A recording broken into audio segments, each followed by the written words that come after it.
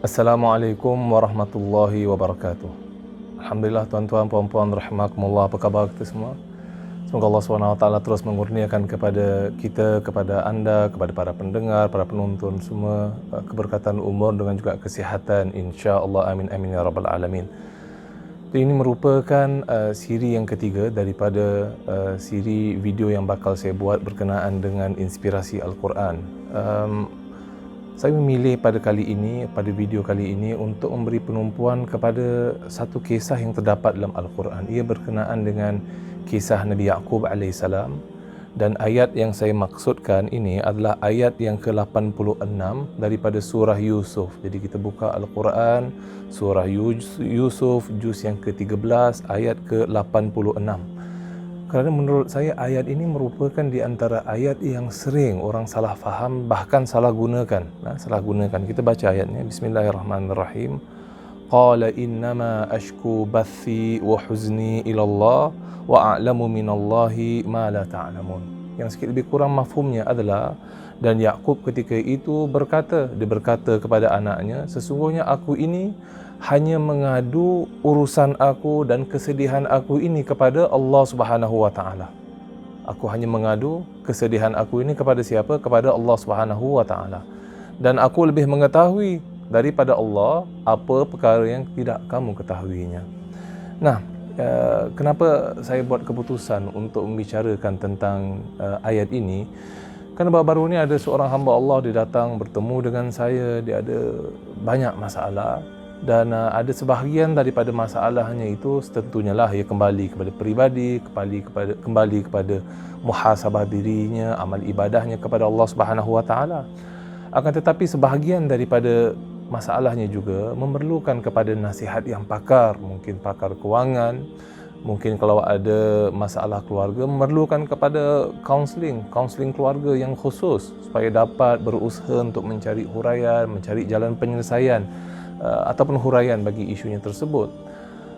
Akan tetapi tatkala dia duduk berbincang dengan saya, kemudian dia berikan pendapat beliau katakan, tidaklah Ustaz, saya tidak perlukan kepada bantuan-bantuan ini. Apa yang saya perlukan adalah untuk hanya mengadu kepada Allah Subhanahu wa taala. Sebagaimana Nabi Yaqub dia berkata, aku mengadu kepada Allah, maka saya pun mengadu kepada Allah Subhanahu wa taala, dan itu mencukupi. Sebab itu saya katakan tadi, ayat ini merupakan di antara ayat yang tanpa kita sedari kadang-kala kita tersalah tafsir, bahkan tersalah gunakan ketika kita memberi nasihat kepada orang ramai.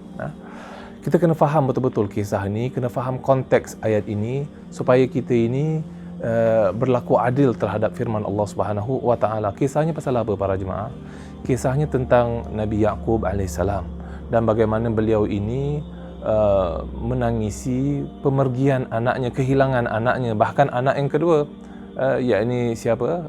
Binyamin, adik kepada Yusuf alaihissalam. Kisahnya apa? Kita dah tahu yang pertama tadi, bagaimana Nabi Yusuf alaihissalam, sebahagian daripada adik-beradiknya hasad dan dengki terhadap beliau, maka sewaktu dia kecil lagi sudah dicampak dekat perigi buta. Kita tahu kisah tu kan.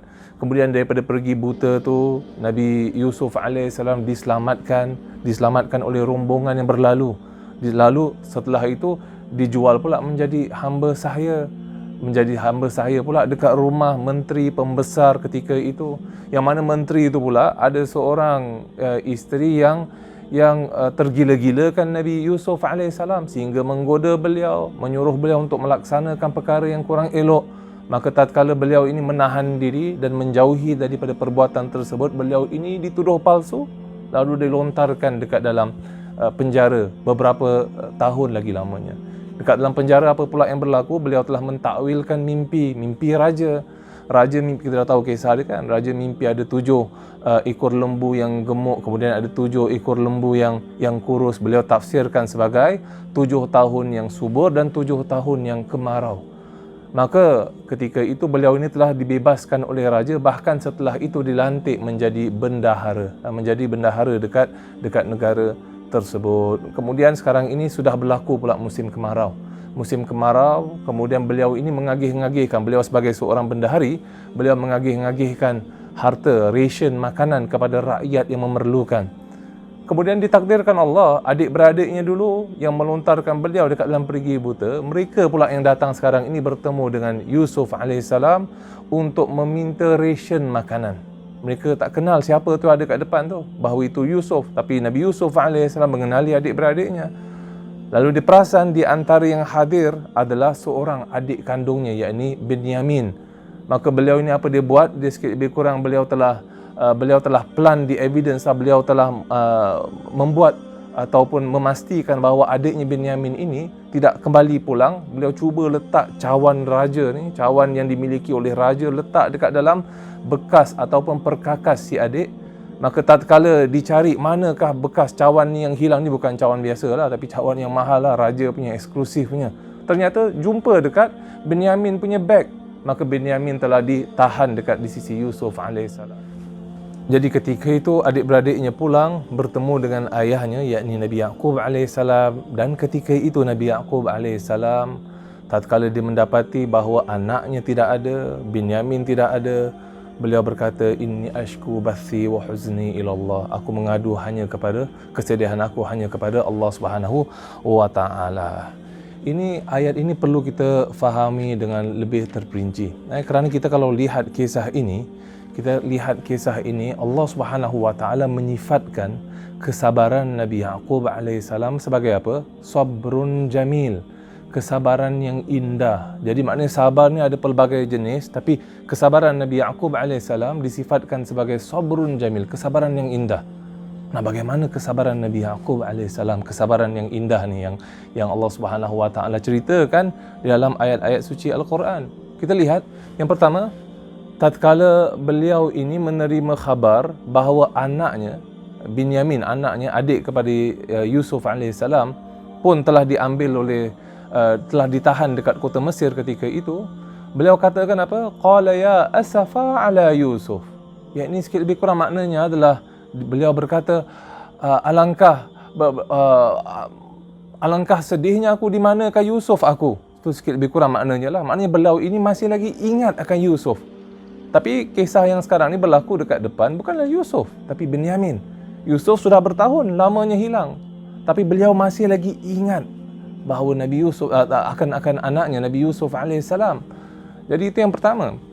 Benda yang berlaku sekarang ni Binyamin, tapi beliau menunjukkan bahawa beliau ini masih ingat akan anaknya yang sebelum ni, yang masih yang sudah lama pergi, sudah lama kehilangannya, yakni Yusuf alaihissalam. Kemudian setelah itu beliau berkata, wa biyaddat wa tawalla anhum wa qala ya asafa ala Yusuf wa biyaddat aynahu minal huzni. Beliau katakan, alangkah malangnya, di manakah anak aku Yusuf? Wa biyaddat aynahu, dan kedua matanya menjadi putih. Kenapa? Kerana sedih. Ulama tafsir berkata kerana beliau nangis sangat. Beliau menangis sangat, lalu sangat menangis sampai putih matanya, sampai menjadi buta. Wa biyaddat aynahu minal huzni fahuwa qazim. Maka beliau ketika itu membendung perasaannya. Qazim yakni yaqzim, beliau ini membendung perasaannya. Jadi kita lihat kisah ini, apa sebenarnya yang berlaku. Nabi Yaqub alaihissalam, beliau masih lagi ingat akan anaknya yang musibah yang terlawal, walaupun sudah bertahun lama berlalu. Adakah ini satu sabar yang indah? Kalau menurut pemahaman kita, orang yang sabar ni sebenarnya tak boleh komplain kan Ustaz, dia kena sabar saja. Tidak. Ni Nabi Yaqub alaihissalam, beliau ini menunjukkan kepada kita, beliau juga merupakan seorang insan, dan Allah Subhanahu wa taala mengiktirafi itu keperluan seorang insan untuk merasa sedih, untuk meluahkan perasaannya. Tapi Allah katakan kat sini, beliau setelah berapa tahun lama pendam perasaan, fahuwa qazim, beliau pendam perasaannya. Maka ketika itu, sebab itu beliau katakan qala ya asafa. Ketika itu beliau seolah-olah macam kembali ingat akan kisah yang lama, kembali teriak akan nama anaknya yang terdahulu, Nabi Yusuf alaihissalam. Wa biyaddat, sampai putih kedua matanya. Jadi kisah ini menunjukkan kepada kita apa? Bahawa bagaimana Allah Subhanahu wa taala itu Maha Adil, dan Allah Subhanahu wa taala mengiktirafi kesedihan seorang hamba Allah Subhanahu wa taala tatkala beliau ini diuji oleh Allah Subhanahu wa taala. bersabar tidak bererti tidak boleh bersedih. Itu poin yang pertama yang ingin saya sentuh di sini. Bahkan lumrah setiap insan adalah untuk beliau bersedih. Bahkan kalau kita faham daripada ayatnya, bahagian ayat yang terakhir, fahuwa kazim, maka beliau ini memendam perasaannya. Itu menunjukkan kepada kita bahawa apabila seseorang itu tidak dapat meluahkan perasaan, tidak dapat membicarakan apa yang terkandung di hatinya, itu nanti boleh menyebabkan kepada beliau untuk kembali ingat akan peristiwa yang lama. Bahkan mungkin dia akan vent out, dia akan mula meluahkan perasaan, membuat-buat kembali pula, teriak dah tak tahan lagi dan sebagainya. Jadi ia menunjukkan kepada kita penting untuk seseorang itu sering berbicara. Kemudian itu poin yang pertama. Poin yang kedua, kita lihat bagaimana anaknya kepada Nabi Yaqub alaihissalam tatkala mendengar ayahnya Nabi Yaqub alaihissalam menyebut tentang Nabi Yusuf alaihissalam, mereka tidak memberi sokongan kepada si ayah. Mereka berkata, qalu tafta'u tadhkuru Yusuf hatta takuna haradan, kamu ni tak habis-habis sebut Nabi Yusuf. Jadi menunjukkan bahawa anaknya, keluarganya sendiri tidak memberi sokongan kepada si ayah. Dan itu satu fakta, satu realiti. Kadang-kadang kita senang untuk rasa kasihan terhadap orang lain. Kita tengok dekat video, kesian orang ni dekat negeri tersebut, tak ada makanan, tak ada itu dan tak ada ini, kita rasa kasihan. Tapi kadang-kadang dengan ahli keluarga sendiri, kita ini senang untuk mengetepikan mereka, kan. Kita katakan, apalah adik ni cakap macam ini, ataupun adik ni aku dah kenal lah, dah biasa lah, dah bertahun-tahun macam ini drama saja. Apalah mak tak habis-habis cakap pasal benda ni, kenapalah? Kerana ahli keluarga, kita dah terbiasa dengan mereka, maka kadang-kadang lebih mudah untuk kita mengetepikan mereka dan kita anggap enteng, anggap ringan apa yang mereka hadapi. Jadi Allah Subhanahu Wa Taala memberi peringatan kepada insan mukmin melalui kisah Nabi Yaqub alaihissalam. Betul, Nabi Yaqub alaihissalam ini merupakan contoh terbaik kesabaran yang indah, tapi tetap tidak bererti bahawa beliau ini memiliki sifat ataupun ciri bukan seperti insan biasa. Tidak, beliau tetap juga bersedih dan beliau juga memerlukan kepada sokongan. Beliau perlu untuk berbicara dengan orang, untuk supaya ada orang memahami apa yang beliau lalui. Dan apabila tidak ada yang mendengar, maka apa yang berlaku di situ, beliau akan meluahkan perasaannya. Kemudian setelah itu, apabila tidak ada sokongan, barulah beliau katakan, innama ashku bathi wa huzni ila Allah. Aku ini hanya mengadu kepada Allah Subhanahu Wa Taala segala kesedihan aku. Dan bukannya ini tidak bermaksud bahawa apabila kita ini ada masalah, kita ada ujian kehidupan, kita ini tidak ingin meluahkan kepada sesiapa pun. Kita katakan, Ustaz, kalau saya luahkan kepada orang, ini bermakna saya ini tidak sabar. Bukan. Adakah ini bermakna saya ini tidak redha terhadap takdir Allah Subhanahu Wa Taala? Apabila saya komplain, saya berbicara dengan orang, apabila saya berusaha untuk mendapatkan bantuan. Lagi-lagi sekarang ini kan dengan situasi penularan wabak, mungkin ada sebahagian individu yang berhadapan dengan cabaran pekerjaan. Siapa yang dulu mungkin drive taxi, ada cabaran tertentu. Mungkin ada sebahagian insan berhadapan dengan cabaran pekerjaan, syarikat ni mungkin terlungkup ke, kena tutup ke.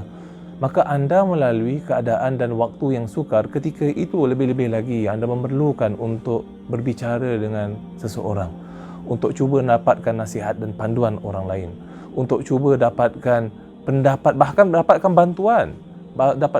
Dan tidak ada keaiban ketika ini untuk anda berusaha dan berikhtiar untuk mendapatkan bantuan insan lain. Dan pada waktu yang sama, kita juga menyerahkan segala urusan kepada Allah Subhanahu Wa Taala. Nah, kita lihat contoh Nabi Yaqub alaihissalam. Tatkala beliau tidak mendapat sokongan keluarga, beliau ini menyerahkan segalanya kepada Allah Subhanahu Wa Taala. Kemudian kita lihat contoh, ini contoh sabar yang jamil, sabrun jamil, kesabaran yang indah. Allah Subhanahu Wa Taala berfirman pada ayat yang ke-87, Ya baniya idhabu fatahassasu min Yusuf wa akhihi wa la tayasu min rauhillah innahu la yayasu min rauhillah illa alqaumul kafirun. Yang bermaksud, wahai anak-anakku, sekarang ini kamu pergilah, kamu pergi cari akan Yusuf alaihissalam, cari akan khabar Binyamin. Yusuf alaihissalam masih lagi ingat akan anak yang walaupun sudah bertahun tidak bertemu. Ini menunjukkan kepada kita apa, para jemaah rahimakumullah, seseorang yang bersabar, beliau tetap ada perasaan sedih, beliau tetap perlu untuk meluahkan perasaannya, berbicara, mendapat bantuan, sokongan. Tapi kisah Nabi Yaqub alaihissalam mengajarkan kepada kita bagaimana beliau ini tetap ada harapan kepada Allah Subhanahu wa taala. Tetap bersangka baik kepada Allah Subhanahu wa taala. Tetap bersangka baik kepada Allah, ada harapan, have hope in Allah Subhanahu wa taala. Bahawa segala yang berlaku itu ada hikmahnya. Bahawa insya-Allah nanti di penghujungnya ada kebaikan yang akan kita nampak, ada jalan keluar. Itu Nabi Yaqub alaihissalam. Itu Nabi Yaqub alaihissalam, dan itu contoh teladan kesabaran yang baik. Semoga Allah Subhanahu wa taala mengurniakan kepada kita keselamatan, dan semoga Allah Subhanahu wa taala mengurniakan kepada diri kita semua untuk keberkatan untuk mencontohi Nabi Yaqub alaihissalam dan juga dalam kesabarannya insya-Allah. Amin amin ya rabbal alamin. Itu saja yang dapat saya sampaikan. Wabillahi taufik wal hidayah. Wassalamualaikum warahmatullahi wabarakatuh.